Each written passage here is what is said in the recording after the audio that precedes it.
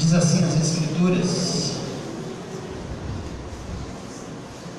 pareceu bem a Dário constituir sobre o reino a 120 sátrapas, que estivessem por todo o reino, e sobre eles 3 presidentes, dos quais Daniel era um, aos quais estes sátrapas dessem conta para que o rei não sofresse dano. Então o mesmo Daniel se distinguiu destes presidentes e sátrapas, porque nele havia um espírito excelente, e o rei pensava em estabelecê-lo sobre todo o reino. Então os presidentes e os sátrapas procuravam ocasiões para acusar a Daniel a respeito do reino, mas não puderam achá-lo, nem culpa alguma, porque Daniel era fiel e não se achava nele nenhum erro e nem culpa. Disseram, pois, estes homens, nunca acharemos ocasião alguma para acusar a este Daniel, senão a procurarmos contra ele na lei do seu Deus. Então estes presidentes e sátrapas foram juntos ao rei e lhe disseram: ó rei Dário, vive eternamente. Todos os presidentes do reino, os prefeitos e sátrapas, conselheiros e governadores concordaram em que o rei estabeleça um decreto e faça firme o interdito que todo homem que por espaço de 30 dias fizer petição a qualquer Deus ou a qualquer homem, e não a ti, ó rei, seja lançado na cova dos leões. Agora, pois, ó rei, sancione o interdito e assina a escritura para que não seja mudada, segundo a lei dos medos e dos persas, que se não pode revogar. Por esta causa, o rei Dário assinou a escritura e o interdito.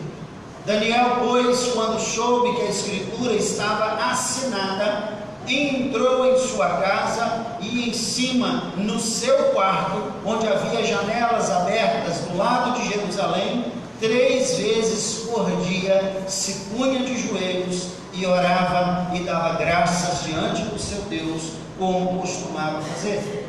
Então aqueles homens foram juntos e, tendo achado a Daniel, a orar e a suplicar diante do seu Deus, se apresentaram ao rei e, a respeito do interdito real, lhe disseram: não assinaste o interdito que por espaço de 30 dias todo homem que fizesse petição a qualquer Deus ou a qualquer homem, e não a ti, ó rei, fosse lançado na cova dos leões? Respondeu o rei e disse: esta palavra é certa, segundo a lei dos medos e dos persas, que se não pode revogar. Então responderam e disseram ao rei: esse Daniel, que é dos exilados de Judá, não faz caso de ti, ó rei, nem do interdito que assinaste. Antes, 3 vezes por dia faz a sua oração. Tendo o rei ouvido estas coisas, ficou muito penalizado e determinou consigo mesmo livrar a Daniel, e até o pôr do sol se empenhou por salvá-lo. Então aqueles homens foram juntos ao rei e lhe disseram: sabe, ó rei, que é lei dos medos e dos persas que nenhum interdito ou decreto que o rei sancione se pode mudar. Então o rei ordenou que trouxessem a Daniel e o lançasse na cova dos leões. Disse o rei a Daniel, vamos ler só esse trechinho: o teu Deus, a quem tu continuamente serves, que ele te livre. Foi trazida então uma pedra e posta sobre a boca da cova, selou ao rei com o seu próprio anel e com o dos seus grandes, para que nada se mudasse a respeito de Daniel. Então o rei se dirigiu para o seu palácio, passou a noite em jejum e não deixou trazer à sua presença instrumentos de música, e fugiu dele o sono. Pela manhã, ao romper do dia, levantou-se o rei e foi com pressa à cova dos leões. Chegando ele à cova, chamou por Daniel com voz triste. Disse o rei a Daniel: Daniel, servo do Deus vivo. Dar-se-ia o caso que o teu Deus, a quem tu continuamente serves, tenha podido livrar-te dos leões? Então Daniel falou ao rei: ó rei, vive eternamente. O meu Deus enviou o seu anjo e fechou a boca aos leões, para que não me fizessem dano, porque foi achado em mim inocência diante dele. Também contra ti, ó rei, não cometi delito algum. Então o rei se alegrou sobremaneira e mandou tirar a Daniel da cova. Assim foi tirado Daniel da cova, e nenhum dano se achou nele, porque ele crera no seu Deus. Ordenou o rei, e foram trazidos aqueles homens que tinham acusado a Daniel, e foram lançados na cova dos leões, eles, seus filhos e suas mulheres, e ainda não tinham chegado ao fundo da cova, e já os leões se apoderaram deles, e lhes esmigalharam todos os ossos.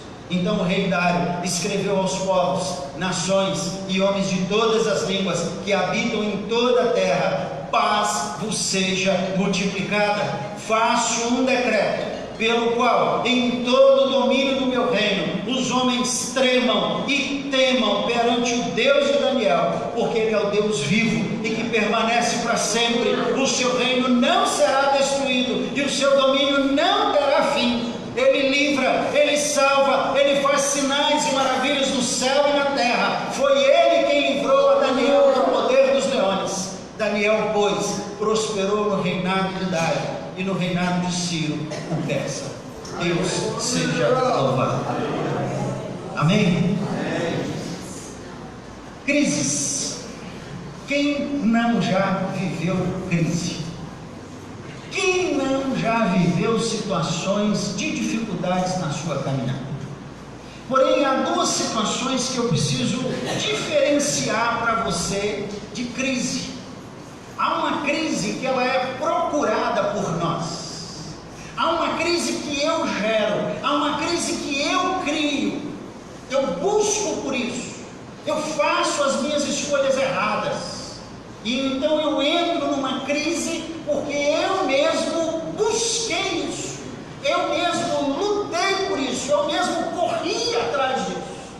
Óbvio que quando você busca essa crise, no seu coração, de verdade, você não quer que a crise chegue. Na verdade, o que você quer é fazer algo que agrade a você. E você busca por isso, você luta por isso, você corre atrás disso. E quando a crise chega, você tem a plena convicção de que o único culpado da crise é você. Muitos nesse processo tentam arrumar desculpas, tentam arrumar argumentos, tentam arrumar uma série de situações para culpar os outros, para que o seu coração se sinta aliviado da crise que ele mesmo gerou. Essa é uma crise que a gente enfrenta. Muitas vezes fazemos escolhas erradas. Muitas vezes. Crise financeira, crise familiar, crise com filhos, crise no trabalho, porque fizemos algumas escolhas e tomamos algumas decisões equivocadas na nossa caminhada. Essa é uma crise. Agora é uma outra crise que a gente vive, que nós não buscamos ela, que nós não planejamos ela, e que ela chega, ela se instala, ela não manda notícia. Ela não manda um e-mail, ela não manda um WhatsApp, ela não manda um recado te avisando que vai chegar no dia seguinte.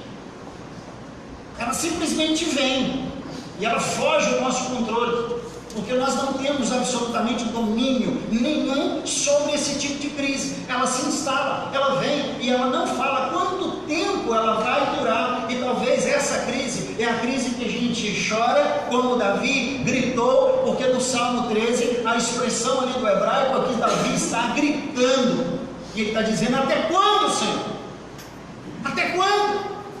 Os meus inimigos estão crescendo contra mim. Até quando eu vou viver em amargura de alma por causa dessa crise?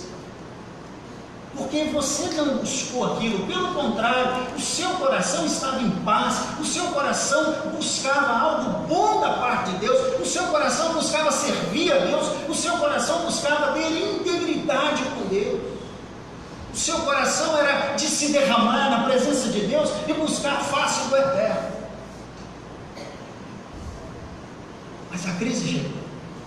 E o que fazer quando esse tipo de crise chega na nossa vida?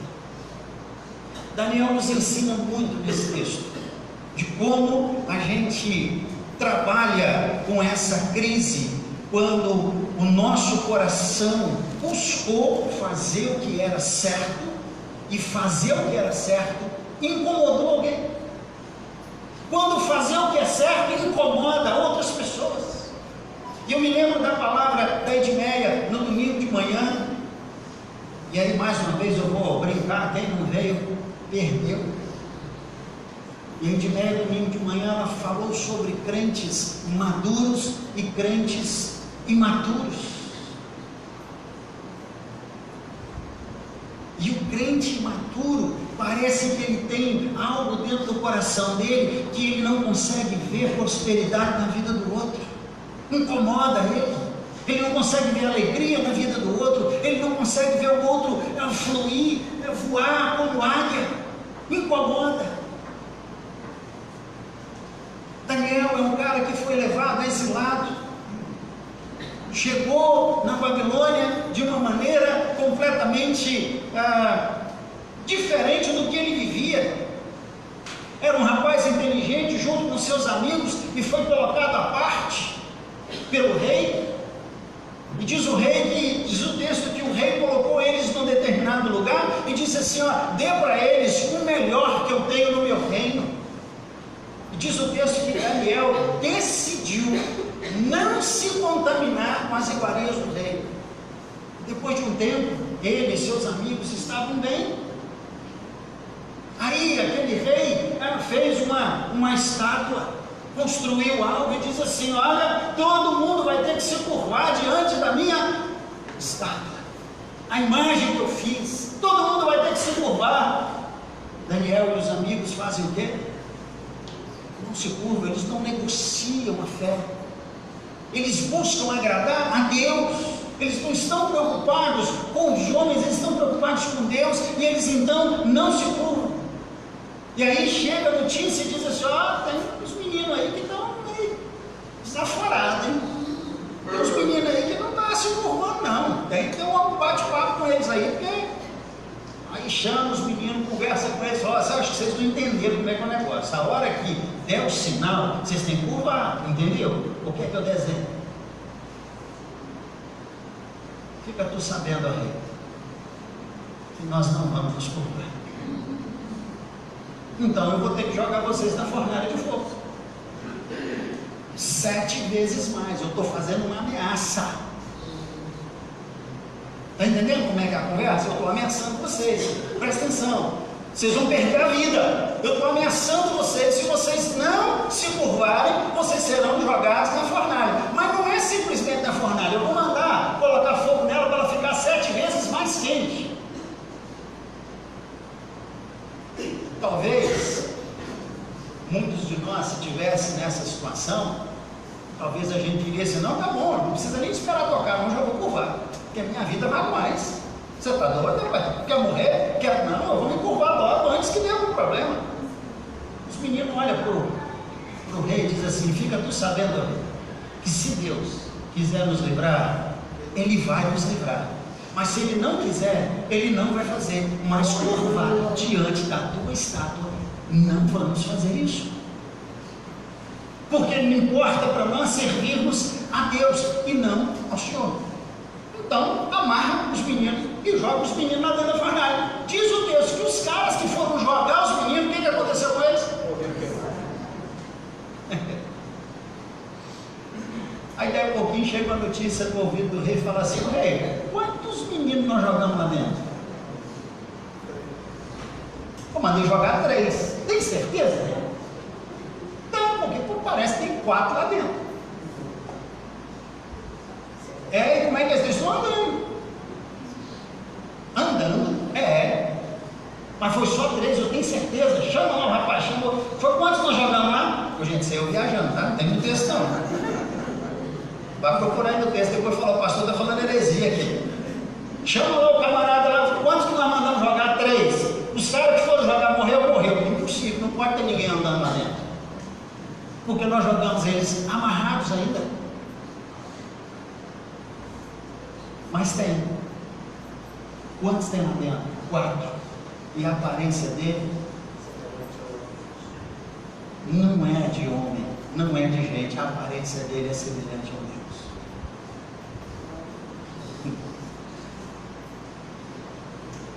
O rei manda tirar os meninos lá de dentro. E a história continua se desenrolando. Daniel prospera no reino e se torna um governador daquele tempo. Mas isso causa ciúme nos outros. Presta atenção, todos eles têm a mesma posição, não tem? Todos estão no mesmo nível. Tem por que ter ciúme? Se for por questão de dinheiro, não tem problema, porque todo mundo está ganhando a mesma coisa. Se for por questão de posição social, não tem por que ter ciúme, porque todos eles ocupam a mesma posição social, mas eles tiveram ciúme de Daniel, provavelmente porque Daniel e o rei Dário tinham uma relação de amizade, e o rei tinha um carinho por Daniel, talvez um pouco diferente. Talvez isso tenha gerado um ciúme deles. O fato é que eles olharam e falaram assim: esse cara nos ameaça. E por que ele ameaça? Qual é a acusação que nós temos contra ele? Ele é muito correto. Pensa nisso. Qual a acusação que eu tenho contra Daniel? Porque ele é muito correto. E gente correta no nosso meio não dá certo. E eu não estou falando de Câmara dos Deputados do Brasil. E nem estou falando de Senado brasileiro. Estou falando de um país longe daqui. Mas gente correta no meio de político, você vê que é desde o tempo da Babilônia esse trem desse jeito. Gente certa, gente correta, não tem voz. E eles então tramam contra a vida de Daniel. E aí eu preciso te dizer, querido, como que você sobrevive em tempo de crise, em tempo de luta? Primeiro, verso 4 e verso 5. Vamos ler. O que diz o verso 4 e 5? Diz assim: então os presidentes e os sátrapas procuraram ocasião para acusar a Daniel a respeito do reino, mas não puderam achá-la nem culpa alguma, porque ele era fiel e não se achava nele nenhum erro nem culpa. Disseram, pois, este homem: nunca acharemos ocasião alguma para acusar a Daniel, porque ele é fiel, ele é correto, ele não tem meias palavras, ele não tem curva, a vida dele é uma linha reta. Nós não vamos encontrar nada na vida dele para acusá-lo. Então nós precisamos bolar um plano que nasça no coração do capeta e venha para o nosso coração para a gente acusar esse menino. Porque não tem o que a gente reclama. Presta atenção, em tempos de luta, mantenha-se firme com Deus. Seja fiel, seja honesto, seja correto, mesmo que o mundo inteiro diga que isso que você está fazendo é bobagem, mesmo que o mundo inteiro diga para você nos dias de hoje que você viver essa vida certinha, correta, servindo a Deus com integridade, isso não tem validade para o dia de hoje. Seja um homem e uma mulher de Deus, tenha a sua vida reta diante dele. Não negocie. Tem uma conduta correta diante de Deus. Pastor, mas tem gente tramando contra a minha vida. Deixa que Deus cuida deles. Amém. Seu compromisso é com Deus. Mantenha a sua vida correta diante da terra. Diz o texto, gente, essa frase é emblemática nesse texto. Nós nunca acharemos nada contra Daniel. Presta atenção, de alguém tentando tramar contra você e alguém dizendo a respeito de vocês: não consigo encontrar nada para prejudicar, eu estou querendo derrubar, eu estou querendo prejudicar, mas eu não acho. Que coisa maravilhosa. Há um texto na Bíblia que eu sou encantado com ele, quando Elias, que Acabe manda o moço dele ver quem está vindo, e o moço dele vem e chega perto dele e fala assim: ó, tem um cara que está vindo aí, que está vestido assim, é Elias. Pelo jeito do cara se vestir, ele diz: é Elias. Deixa eu abrir um parênteses aqui. Eu não assisto o programa, mas mandaram um vídeo para mim. Eu tenho mais coisa para fazer do que ficar assistindo programa de moda. Mas mandaram o vídeo para mim. Então, mandaram o vídeo, eu vou comentar. Mas o casal que coordena o programa de moda disse assim: que look é esse? Isso aqui é que eu uso para ir para a igreja. E a moça fala assim: isso não é look para ir para a igreja com um decote desse tamanho? Que vergonha! O incrédulo falando para o crédulo o que ele tem que vestir para vir à casa de Deus. E aliás, eu vou mais longe: se não serve para você vir na igreja, não serve para você ir em lugar nenhum. Você tem que ter uma postura correta, digna diante de Deus, em todas as suas áreas, é dentro da sua casa e é fora da sua casa. Tenha uma postura correta diante de Deus, para que eles não encontrem em você absolutamente nada que possam te acusar. Amém? Segunda coisa que a gente percebe nesse texto, versículo 10, e é curioso isso, porque o versículo 10 diz que Daniel soube que a escritura estava assinada. Qual era a escritura? O que estava escrito no interdito ou na escritura? Os camaradas se reuniram, não estavam de bem com Daniel, combinaram, fizeram um acordo, chegaram para o rei, contaram uma mentira e disseram assim: todos os governadores, vocês não consultaram Daniel? Daniel era governador. Eles não consultaram Daniel e falaram: todos os governadores, todos os prefeitos, todos os sátrapas concordaram com isso aqui. E eles mexeram com o ego do rei. Mexeram com o ego do rei. E disseram assim: que a gente só pode, num país onde tinha muitos deuses, falaram assim: só pode se curvar diante do Senhor. O ego dele inflou e ficou: esse trem é bom, rapaz. Esse trem é bom, todo mundo vai ter que se curvar diante de mim, esse negócio é bacana, então deixa eu assinar esse trem aqui. Mas ele não pensou nas consequências. E os caras então falaram assim: mas tem que ser na lei dos medos e dos persas. Não pode ser de qualquer maneira, tem que ser na lei dos medos e dos persas. Você sabe por que ele pediu isso? Porque na lei dos medos e dos persas, uma vez que o rei assina um decreto, nem ele mesmo pode revogar o decreto. Olha a trama, olha a coisa diabólica que eles estão fazendo para prejudicar a vida de um cara que tem uma vida correta, que tem uma vida fiel a Deus. E o rei então assina. E eles agora dizem assim: agora nós vamos pegar Daniel. Quando Daniel fica sabendo que não se pode curvar diante de nenhum outro Deus, o que ele faz, gente? O que ele faz? Ele vai exatamente curvar diante do Deus dele. Daniel não teme os homens, ele tem temor a Deus. Daniel não negocia suas convicções. Daniel não negocia sua fé. Daniel não negocia quem é Deus para ele.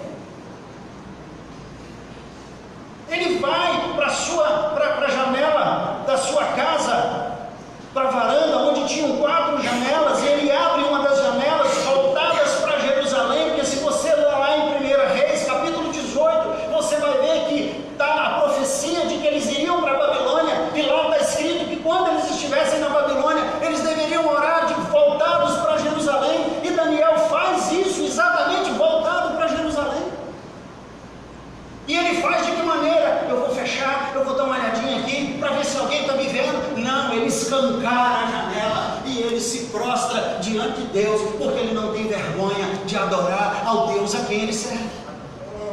Pelo contrário, ele tem alegria, ele tem prazer, ele tem amor, ele tem satisfação. A alegria dele é pertencer a Deus. E Daniel então abre a janela, e então ele vai orar, e os camaradas olham e falam assim: agora nós pegamos ele. agora a gente tem com o que acusar. Qual é a acusação? Ele estava orando. Para nós é um negócio meio doido, né? Mas qual é a acusação contra ele? Ele estava orando. Qual era a acusação com relação a Jesus? Qual é a acusação que os fariseus fizeram em relação a Jesus? Que ele come na casou. Tem uma mensagem de John MacArthur no YouTube. Eu já falei isso aqui, mas eu não sei se você já assistiu. Ela é em 2 partes, então ela é meio longa. Ela vai durar mais ou menos 1h20. E fala sobre o escândalo da graça. E lá John MacArthur diz assim: na época de Jesus, ele foi considerado com uma espiritualidade extremamente baixa, porque ele se sentava com o pecador, e por isso ele foi condenado à cruz. Se Jesus viesse hoje, ele seria considerado pela igreja de hoje com uma espiritualidade muito elevada, e nós não aceitaríamos, provavelmente, porque é um cara que ora na primeira vigília, na segunda vigília, na terceira vigília. Ele é um cara que busca a face de Deus, assim como Daniel também buscava a face de Deus. Ele não tinha vergonha de adorar a Deus, ele não tinha vergonha de se prostrar diante do Deus a quem ele servia. Daniel fazia questão de orar e de fazer com a janela aberta. A sua vida era transparente. Não importa se ele ia sofrer o dano da cova dos leões. Então chega a notícia para o rei de que Daniel não obedeceu a ordem. E eles faziam o quê? O senhor escreveu, lembra? A assinatura é segundo a lei dos medos e dos persas. O senhor não pode voltar atrás na decisão. Está lembrado, rei? Diz o texto que o coração do rei ficou pesaroso. Ele tentou durante o dia buscar uma saída para poder resolver o problema de Daniel, mas ele não encontrou. E ele não teve outra alternativa, porque palavra de rei não pode voltar atrás. Nós lembramos bem da história lá de Davi, quando o profeta vem até ele, conta uma história para ele. Que te parece isso, rei? E Davi fala assim: tão certo como vive o Senhor, tal homem deve morrer. É palavra de rei. Aí o profeta olha para ele e fala assim: essa pessoa é você, Davi? É, lascou. Eu dei a palavra que tem que morrer, então eu tenho que morrer. Palavra de rei não volta atrás. Então o rei diz assim: olha, não tem como, nós vamos colocar Daniel na cova dos leões. Mas há uma fala do rei para Daniel que é importantíssima, porque Daniel não negocia suas convicções. E o rei diz assim: talvez o rei, o Deus a quem você serve, talvez ele te livre. Conta a história de um missionário que ele estava pregando num país, e os soldados entraram na igreja que ficava subterrânea, porque não podem ter nenhum tipo de aparato, não podem ter instrumentos, e na hora de cantar tem que cantar muito baixo. Mas alguém denunciou, e o cara entrou. Ficaram todos os policiais em volta e mandaram ele calar a boca. Ele disse que não ia calar e queria continuar pregando. O soldado foi até ele, o colocou no chão, puxou a sua língua e cortou a língua dele, para que ele não mais pregasse. Ele, com o sangue saindo na sua boca, ele pegou o sangue e começou a escrever na parede: só Jesus Cristo salva, só Jesus Cristo liberta, e só Jesus Cristo perdoa os pecados. E ele olhou para aquele soldado e disse assim: eu não tenho raiva de você, porque você não conhece o Evangelho da cruz. O soldado olhou para ele e falou assim: como assim? Você, depois de ter a sua língua cortada, você ainda continua a escrever que você não tem raiva de mim? E ele então, com sangue, vai e escreve de novo: Jesus colocou amor em meu coração pela sua vida. E o cara se converte. Um outro missionário num país extremamente fechado para o Evangelho é preso junto com a sua esposa e com seus 2 filhos. colocado capuz na cabeça da esposa e dos 2 filhos. E é olhado para ele e diz para ele assim: se você negar a Cristo, nós não vamos matar nenhum deles. Ele vendo e os filhos com o capuz. E ele conta a história, o cara que atirou, hoje ele dá esse testemunho para onde ele viaja. Ele disse que um dos filhos disse para o pai: pai, não negue a Cristo, porque Cristo não nos negaria. E ele então mata o primeiro filho. Olha para o pai e fala assim: um já foi, você vai negar ou você vai continuar? Ele: eu não posso negar quem nunca me negou.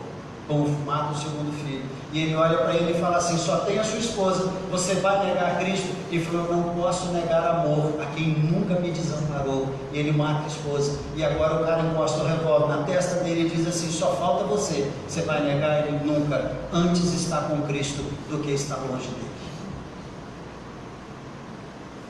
Esse cara foi para casa, deitou à noite e ficou assim: pode alguém amar tanto uma pessoa a ponto de perder a vida por causa dele? O que tem em Jesus que esse povo vibra tanto por Cristo? E ele se converteu. E ele hoje dá esse testemunho por todos os lugares onde ele foi. Daniel poderia chegar para o rei e falar: senhor rei, me perdoa aí, eu vou resolver esse negócio aqui. Ele não negocia a sua fé. Ele é colocado na cova dos leões. E ali ele passa a noite inteira e o rei diz assim: talvez o seu Deus te livre dessa situação. Chega pela manhã, o rei não tem sono, o rei passa a noite inteira acordada, ele chega de manhã, ele vai na cova e ele diz assim: Daniel, Daniel. Diz o texto que ele fala com uma voz pesarosa, chorosa, e ele escuta lá de dentro o seguinte: ó rei. Gente, é impressionante Daniel, que depois de tudo ele ainda dá a saudação, reconhecendo que o rei está acima dele. Ele diz: ó rei, que vive eternamente. Ele não muda o seu caráter, ele não muda a sua conduta, ele não muda a sua postura por causa das circunstâncias. Ele permanece fiel a Deus, e sendo fiel a Deus, ele honra o rei que está acima dele. Quando o rei chega e chama, ele diz: ó rei que vive eternamente, eu estou te dando honra, porque você é o rei, e eu sou um governador no teu país, e eu não fiz nada contra você. Só para você ter uma ideia, quando alguém era jogado na cova dos leões, os leões passavam o dia inteiro sem comer nada. Porque quando jogasse alguém lá dentro, os leões estavam tão famintos que eles iriam estraçalhar aquela pessoa de uma vez só. Agora Deus é tão poderoso que fez aquela turma de leão que estava com fome o dia inteiro. Quando jogasse Daniel lá dentro, eles, junto com Daniel, fizessem um jejum a noite inteira. Amém? Fizeram um jejum junto com Daniel a noite inteira. Eu não sei, o texto não me informa, tem umas coisas na Bíblia que eu queria que tivesse. Eu queria saber como é que Daniel entrou ali. Se ele entrou assim, medo, se ele entrou confiante. Sabe, os textos têm uns negócios na Bíblia que, meu Deus, tinha que ter esse troço aqui para a gente saber como é que ele entrou. Mas não mostra. O fato, gente, é que o texto depois diz que Deus livrou Daniel, porque Daniel creu em Deus. E foi encontrado nele inocência.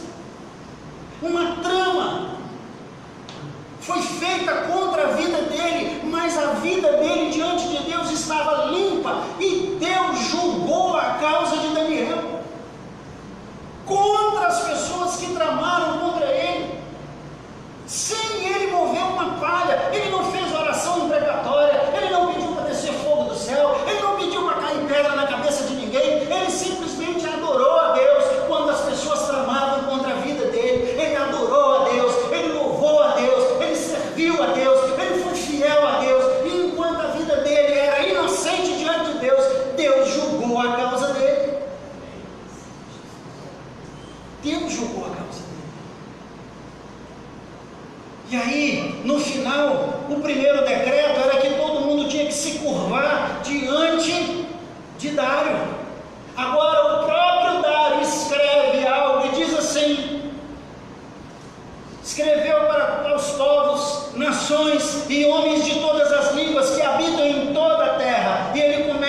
seu edito, escrevendo assim: paz vos seja multiplicada. Eu faço um decreto pelo qual, em todo o domínio do meu reino, os homens tremam e temam perante o Deus de Daniel, porque Ele é Deus vivo e que permanece para sempre. No seu reino não será destruído e o seu domínio não terá fim. O Deus de Daniel, Ele livra. O Deus de Daniel salva. O Deus de Daniel faz sinais. O Deus de Daniel faz maravilhas no céu e na terra. Foi Ele quem livrou Daniel do poder dos leões. E o Deus de Daniel é o mesmo nós, e o mesmo Deus que nos livra, que nos salva, que faz sinais, que faz milagres. Nós só precisamos crer nesse Deus. Glória a Deus. Crer, se entregar a esse Deus, seja fiel a esse Deus. Seja fiel a esse Deus. Não negocie sua fé, não negocie suas convicções. Pastor, mas estão tramando contra mim. Deus cuida daqueles que tramam contra você. Seja fiel a Deus. Não revide.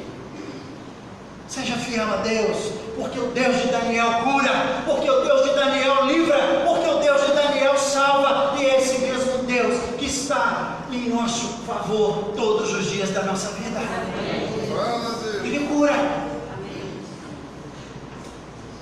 Ele livra, Ele salva. E esse mesmo Deus está aqui nessa noite. E eu não preciso sentir arrepios para saber que Ele está aqui. Eu não preciso sentir calafrio na coluna, porque a palavra de Deus diz que Ele estaria conosco todos os dias até a consumação do céu. Deus está aqui nesse lugar. Você lembra o que eu comecei a ler no início desse culto? A nossa leve e momentânea tribulação produz para nós peso de honra. E eu quero perguntar para você. Você me desculpa, hoje a gente vai estender um pouquinho, porque nós temos a ceia. Mas como é que está o seu coração com as adversidades da vida? Você tem negociado a sua fé? Se por acaso você está vivendo alguma situação financeira de crise, e a primeira coisa que você fez foi negociar sua fé com Deus e dizer: Deus, eu vou segurar o dízimo só esse mês e o mês que vem, depois eu volto. Não negocie sua fé, filho. Deus em primeiro lugar em todas as questões. Ah, pastor, mas aconteceu algo assim. O Deus de Daniel é Deus para intervir na sua história. Eu não sei como é que está o seu coração, mas eu queria orar pela sua vida nessa noite, em nome de Jesus. Se você está vivendo alguma situação assim, e você queria que nós orássemos por você, porque talvez você não está confiando em Deus o suficiente para acreditar que Ele pode fechar a boca dos leões, que Ele pode fechar a boca dos sátrapas, que Ele pode fechar a boca dos prefeitos, que Ele pode fechar a boca dos governadores. E aqui eu não estou falando literal, porque os sátrapas, os prefeitos e os governadores hoje se apresentam com outros nomes. Não se preocupe, que todas as obras dos homens que são feitas às ocultas, Deus trará à tona. Deus cuida, Deus trata, porque Deus é o mesmo Deus ontem, hoje e será eternamente. Você quer que a gente ore por você aqui? Se você quer vir aqui à frente, nós vamos orar pela sua vida nessa noite, no nome de Jesus. Fabrício, toca alguma coisa para nós aqui. Você quer que a gente ore por você? Você está passando por alguma situação e gostaria que nós orássemos pela sua vida nessa noite? Eu queria que você viesse aqui à frente. Mas não espere uma outra pessoa levantar primeiro para depois você levantar. Se Deus falou com você, querido, vem. E nós vamos orar pela sua vida nessa noite, em nome de Jesus. Nós vamos clamar a Deus juntos, para que Deus abençoe o seu coração, para que Deus ponha uma fé no seu coração inabalável, uma convicção que Ele continua sendo o mesmo, que Ele continua sendo Deus eterno, poderoso.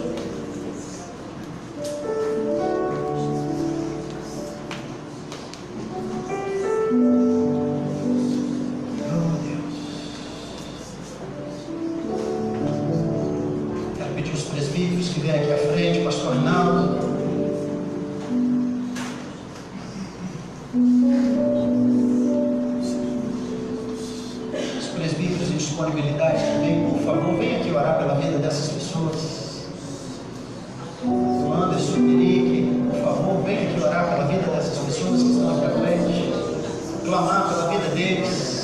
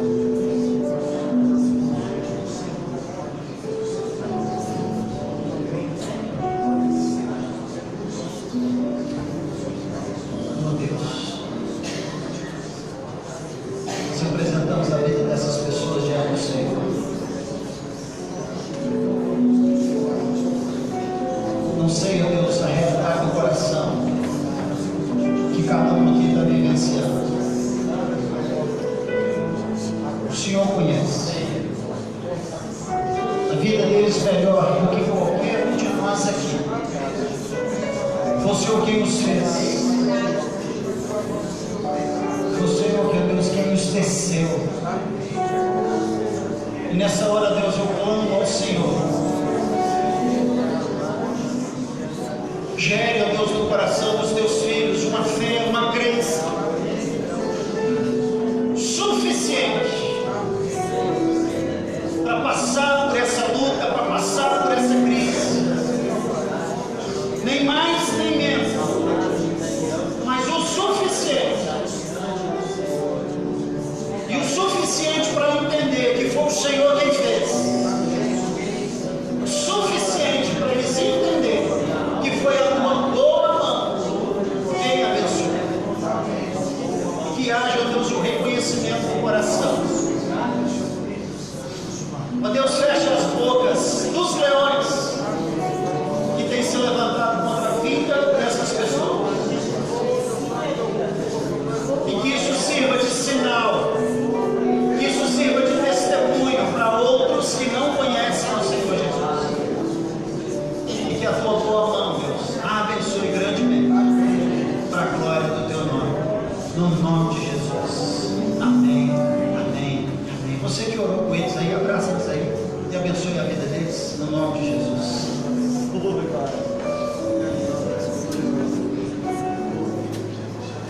Quero convidar os presbíteros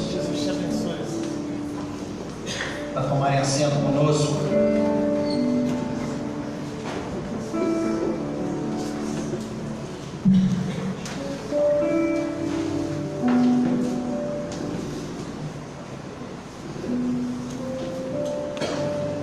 Se tiver algum presbítero de disponibilidade, por favor, tome assento conosco. Eu quero convidar os diáconos para comporem a mesa conosco aqui.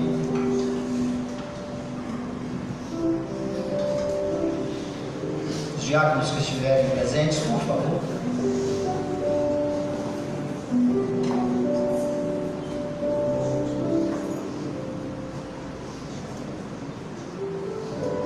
O presbítero Álvaro pediu para lembrar os irmãos, para sempre estar lembrando os irmãos que ele agora é responsável pela congregação lá do Vila União. Então ele todo domingo está ficando lá na congregação. Eu queria que você curvasse sua cabeça, que você orasse ao Deus de Daniel, o Deus que te amou de tal maneira que deu o filho dele para morrer na cruz por você. Queria chamar o pastor Gilberto também para tomar assento conosco.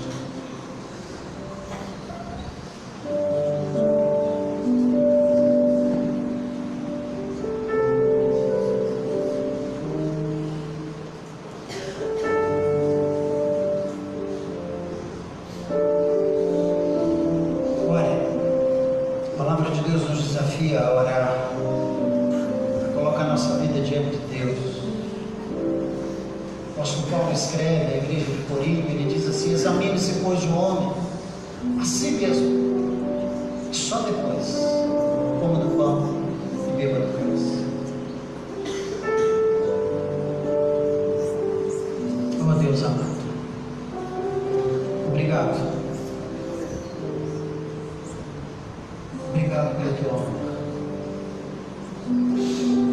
Obrigado pelo teu perdão. Obrigado por não desistir de nós. Obrigado por sempre tomar a iniciativa da reconciliação.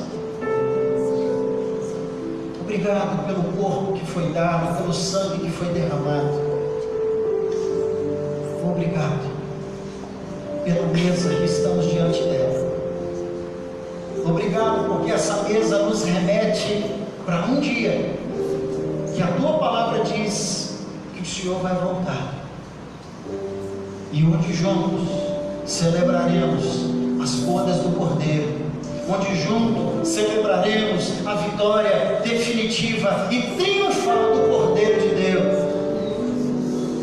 onde juntos moraremos por toda a eternidade numa vida de louvor e adoração, por toda a eternidade diante do trono, e o Senhor vai estar sentado no trono. Obrigado porque é o sacrifício de Cristo que possibilita essa realidade para nós, porque Ele mesmo disse que aqueles a quem o Pai o der, de maneira nenhuma Ele lançaria fora. Então nós podemos ter certeza e garantia da vida eterna, porque o Espírito do Senhor testifica com o nosso espírito que nós somos filhos de Deus. Aleluia. Eu peço ao Senhor Deus que nessa hora abençoe os elementos, tire-os, ó Deus, do uso comum, para esse momento onde nós seremos alimentados. Cremos, ó Deus, pela fé que Cristo se faz presente aqui, e nós seremos alimentados. Obrigado mais uma vez pelo teu perdão. Louvado seja o teu nome, no nome de Jesus. Amém. Amém. Na noite que o Senhor foi traído, Ele tomou o pão, partiu e o deu aos seus discípulos, dizendo: tomai e comei, esse é meu corpo que é dado por vós. Por semelhante modo, depois de haver ceado, Ele também tomou o cálice e deu aos seus discípulos, dizendo: este cálice é a nova aliança do meu sangue.